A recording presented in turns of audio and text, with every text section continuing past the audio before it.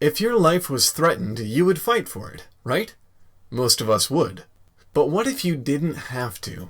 What if nothing could harm you and you never even knew? Well, for a man they called Mike the Durable, that was the story. Tale Foundry. The 30s were a rough time for a lot of people.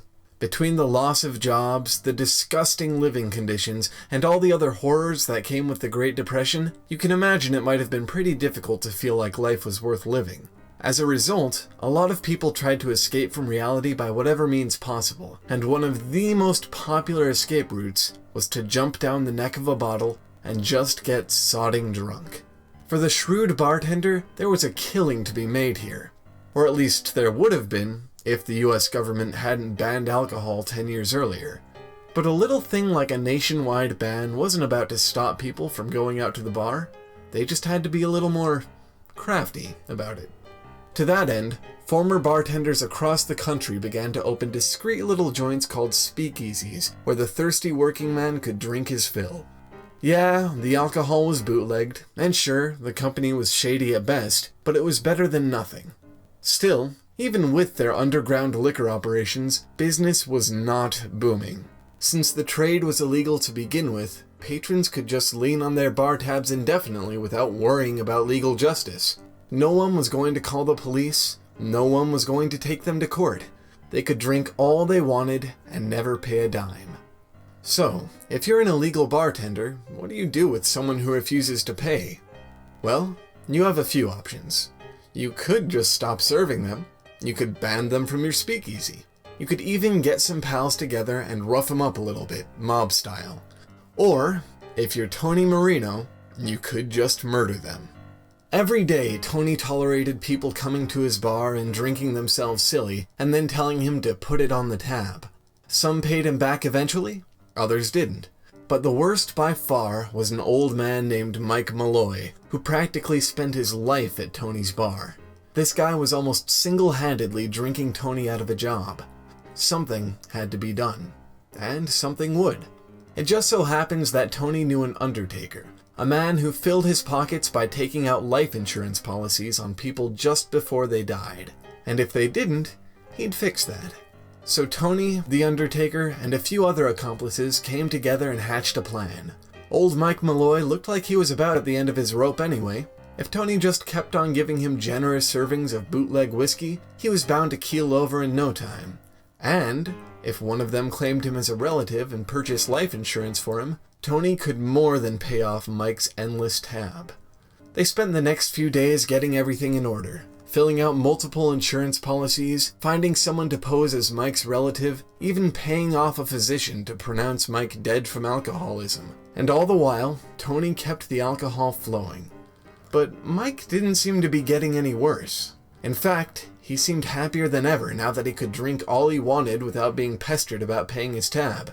Tony and the group hadn't anticipated Mike's amazing gut, and soon realized they'd have to use something a little more potent than cheap bootleg whiskey. Cautiously, they began to serve him worse and worse quality alcohol, until Mike was drinking straight shots of wood alcohol from the paint shop. Incredibly, he came back every day for more, as if nothing had changed. At that point, it pretty much turned into a game.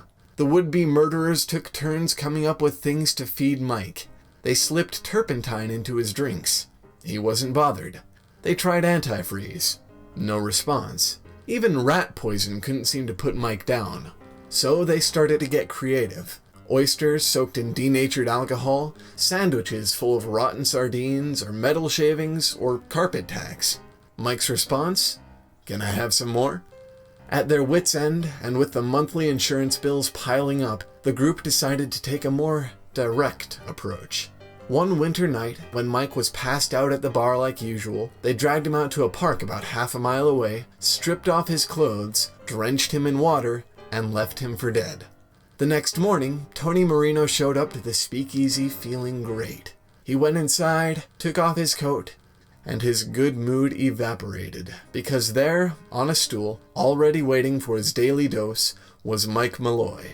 Aside from a slight sniffle, he seemed shipshape. The gang was starting to get desperate. They just wanted to be done with this whole charade. It wasn't about the money anymore. It was about getting rid of Mike. So they decided on something drastic, something that didn't seem like it could possibly fail. They were going to pay off a cab driver to run him down. Not only did the cab driver do the job, he backed up over Mike after hitting him. And so, Mike Malloy was finally dead. He had to be. Who could survive something like that? The gang spent the next week calling morgues, reading the obituaries, and searching for Mike's body.